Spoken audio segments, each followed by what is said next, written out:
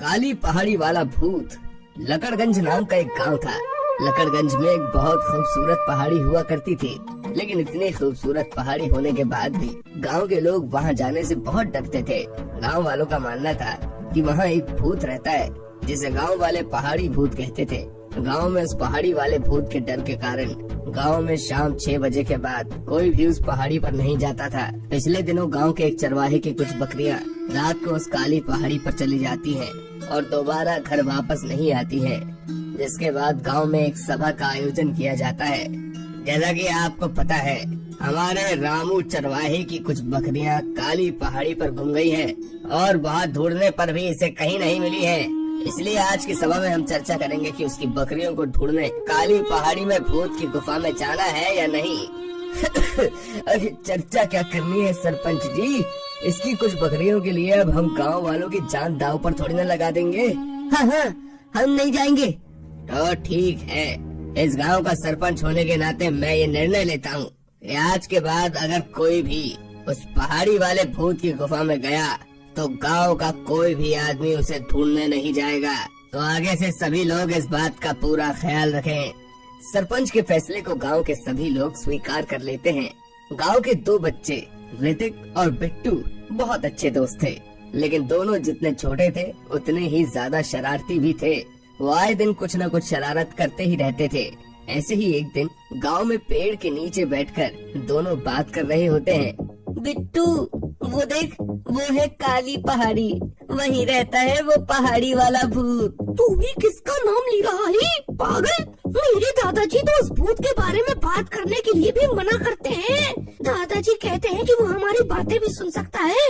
अरे तू भी क्या बकवास बातें करता रहता है। हमारे घर वाले तो हमें सिर्फ इसलिए ये बातें सुनाते हैं ताकि हम वहाँ ना जाएं। मुझे तो वहाँ जाने का सोचकर भी डर लगता है भैया। भगवान जाने कितना भयानक होगा वो पहाड़ी वाला भूत। तू भी ना कितना भोला और डरपोक है। वो लकड़हारा चाचा बता रहे थे कि ऊपर पहाड़ी पर बहुत सारे फलों के पेड़ लगे हैं जो खाने में बहुत स्वादिष्ट हैं।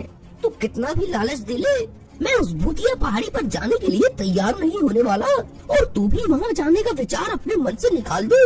अरे हमें कौन सा उस भूत की गुफा में जाना है, हम तो बस फल तोड़ेंगे और सूरज ढलने से पहले वापस आ जाएंगे और साथ में बहुत सारे फल भी लाएंगे।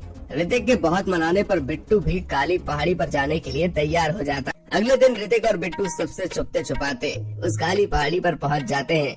ऋतिक, मुझे बहुत डर लग रहा है भाई। मुझे लगता है हमें घर वापस लौट जाना चाहिए। अब इतनी दूर आने के बाद तू वापस जाने का सोच रहा है, इस तू सोच भी कैसे सकता है बिट्टू। वो दोनों जैसे तैसे काली पहाड़ी पर पहुंच जाते हैं और काली पहाड़ी की खूबसूरती देखकर दोनों उसकी बहुत तारीफ करते हैं। अरे ये तो कितनी खूबसूरत पहाड़ी है। मैं तो तुझे पहले ही कह रहा था कि गांव वाले सिर्फ हमें डराने के लिए ये सब बातें करते हैं। नहीं नहीं, हमें अपने बड़ों की बात माननी चाहिए। ठीक है, तो जल्दी जल्दी यहाँ से गिरे सारे फल बीन ले और फिर हम सूरज ढलने से पहले यहाँ से खिसक जाएंगे। बिट्टू और ऋतिक खूब सारे फल बीन कर सूरज डूबने से पहले गांव वापस आ जाते हैं। बिट्टू और ऋतिक फल खाते हुए, वाह कितने मीठे फल हैं, मजा ही आ गया आज तो। हो भाई, हम पहाड़ी घूमकर वापस भी आ गए और किसी को पता भी नहीं चला।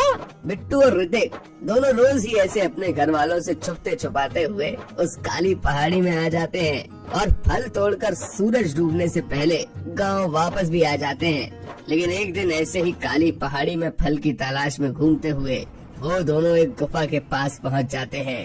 ऋतिक, ये गुफा कहीं उसी की तो नहीं है?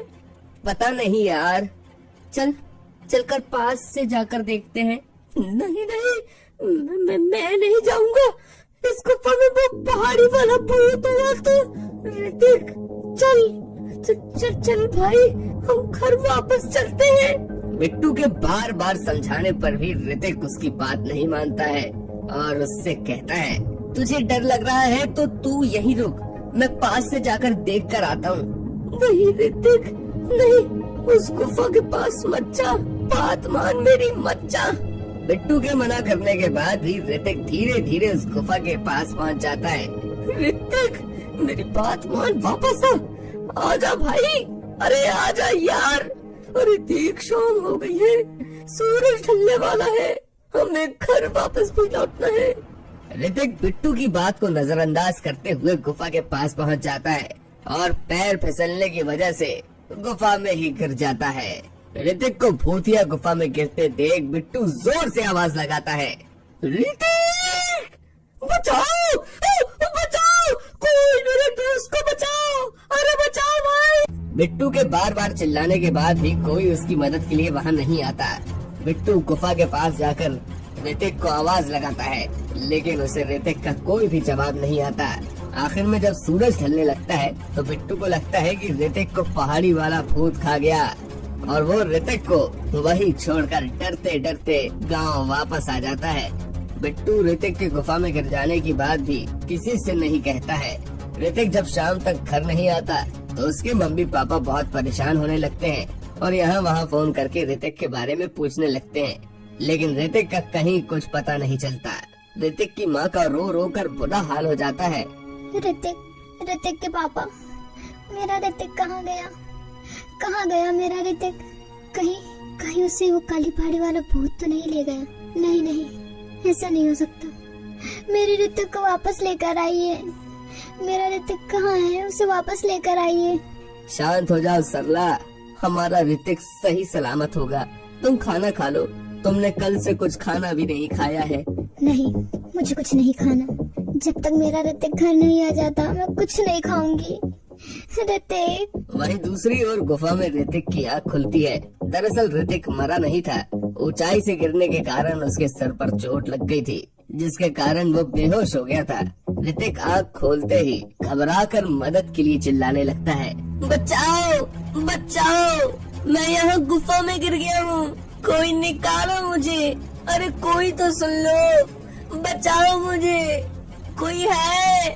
ऋतिक के बहुत देर तक आवाज लगाने पर भी जब कोई जवाब नहीं आता तो ऋतिक गुफा से निकलने के उद्देश्य से गुफा में आगे रोशनी की ओर बढ़ने लगता है। थोड़ी ही दूर चलने के बाद उसे किसी के खर्राटे की आवाज सुनाई देती है। ऋतिक डरते डरते आगे बढ़ता है और छुप करके देखता है तो उसे वही पहाड़ी वाला भूत सोते हुए दिखाई देता है। ऋतिक उसे देखते ही फिर से बेहोश हो जाता है। पहाड़ी वाला भूत ऋतिक के पास जाता है और जादू से उसकी चोट को ठीक कर देता है, जिससे ऋतिक होश में आ जाता है। होश में आने के बाद पहाड़ी वाले भूत को इतने पास देखकर ऋतिक बहुत ज्यादा घबरा जाता है। मुझे छोड़ दो, मुझे कुछ मत करना। अरे अरे अरे अरे अरे डरो मत, मैं तुम्हें कुछ नहीं करूँगा। भूत का इतना सरल स्वभाव देखकर ऋतिक का डर कुछ कम हो जाता है। तुम भूत होकर भी इतने अच्छे कैसे हो? गांव के लोग तुम्हारे बारे में कितनी बुरी बुरी बातें बताते हैं। ऋतिक के इतना कहते ही भूत उसे बताता है, भूत बनने से पहले मैं भी तुम्हारी ही तरह एक अच्छा इंसान था, लेकिन मेरे दुश्मन के धोखे ने मुझे भूत बना दी। दुश्मन की वजह से भूत बन गए? वो कैसे भला? अरे लंबी कहानी है। अच्छा चलो बताता हूँ। एक दिन मैं इस खूबसूरत पहाड़ी में घूमने के लिए आया था, लेकिन मेरे एक दुश्मन ने मुझे इस गुफा में धक्का दे दिया और मेरी मौत हो गई, जिसके बाद से मैं भूत बनकर इस काली पहाड़ी की गुफा में भटक रहा हूँ। तो अब आप इस भूत रूप से कैसे मुक्ति पाएंगे? जब तक मेरा बदला पूरा नहीं हो जाता मैं इस भूत रूप से मुक्त नहीं हो सकता। मुझे उससे अपना बदला लेना ही होगा। कौन है आपका दुश्मन? तुम्हारे गांव का जमींदार लखन। मुझे उससे अपना बदला लेना है। क्या तुम मेरी मदद करोगे? आप इस गुफा से निकलने में मेरी मदद कीजिए और इस भूत रूप से निकलने में मैं आपकी मदद करूंगा। मैं तुम्हें इस गुफा से बाहर निकालता हूँ और तुम लखन के पास जाकर उससे बस इतना कहना कि इस गुफा में बहुत सारा खजाना छुपा हुआ है, जिससे वो लालच में यहाँ तक आ जाएगा और मैं अपना बदला ले लूंगा। भूत जादू से ऋतिक को गुफा से बाहर निकलने में मदद करता है।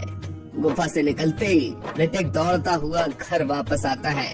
ऋतिक को सामने देख ऋतिक की माँ उसे गले लगा लेती है और रात में अपने हाथों से उसे खाना भी खिलाती है। मेरे बेटे कहाँ चला गया था तू?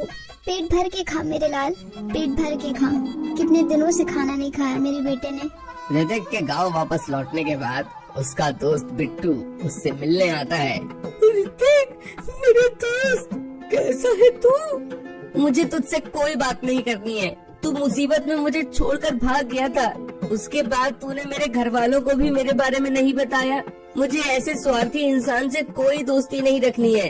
ऋतिक इतना कहकर बिट्टू से दोस्ती तोड़ देता है और गांव के जमींदार के पास जाकर उसे खजाने के बारे में बताता है। अरे क्या हुआ ऋतिक बेटा, तुमने मुझे यहाँ अकेले में क्यों बुलाया है? चाचा जी, मैं कुछ दिन पहले काली पहाड़ी पर गया था। क्या तू काली पहाड़ी पर गया था? तुझे वहाँ पहाड़ी वाले भूत ने कुछ किया नहीं? नहीं चाचा जी, काली पहाड़ी में कोई भूत नहीं है। वहाँ गुफा में तो खूब सारा खजाना है। मुझे लगा अगर मैं गांव के बाकी लोगों को ये बात बताऊंगा तो वो मेरा मजाक उड़ाएंगे, लेकिन आप धन की अहमियत समझते हैं, इसलिए मैंने आपको बताना ज्यादा जरूरी समझा। ऋतिक की बात सुनकर लखन के मन में खजाने की लालच आ जाती है। तूने बिल्कुल सही किया बेटे, मैं कल ही उस गुफा में जाता हूँ। लालची लखन अगले दिन काली पहाड़ी की उस गुफा में पहुंच जाता है। लखन के वहां पहुंचते ही पहाड़ी वाला भूत लखन को पहाड़ी से धक्का दे देता है और इस तरह से उस पहाड़ी वाले भूत का बदला पूरा भी हो जाता है और वो अपने भूत के रूप से भी मुक्त हो जाता है।